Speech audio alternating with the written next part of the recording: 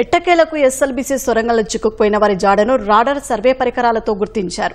విడిపోయిన 2 tunnel boring machine భాగాల మధ్యలో సుమారు 150 మీటర్ల పరిధిలో 8 మంది మట్టిలో కూరుకుపోయి ఉన్నట్లు తెలంగాణ మంత్రి జూపల్లి కృష్ణారావు వెల్లడించారు. వారిలో 4గురిని ఆదివారం సాయంత్రానికి బయటకు తీసుకొస్తామని, మరో 4గురి విషయంలో కాస్త సమయం పట్టే అవకాశం కనిపిస్తోంది.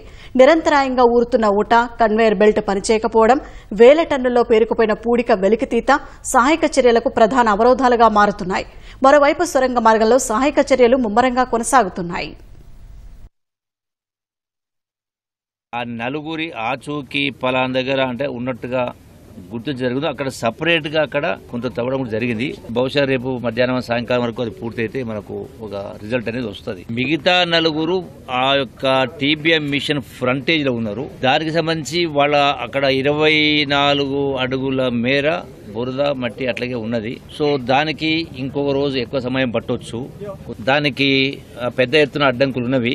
ఆల్మోస్ట్ 11 మంది ఏజెన్సీలు ఇక్కడ పనిచేస్తా ఉన్నాయి. సంఘటన తీవ్రత కావచ్చు, ఆ లొకేషన్ కావచ్చు, ఆ మెసేజ్ అడ్డుపడ కావచ్చు, బురద కావచ్చు, నీళ్లు కావచ్చు, అంటే ఇంత క్లిష్టమైన పరిస్థితుల కారణంగానే ఆలస్యమైతే తప్ప అది పూర్తిగా మనకు రిజల్ట్ రాబోతా ఉంది.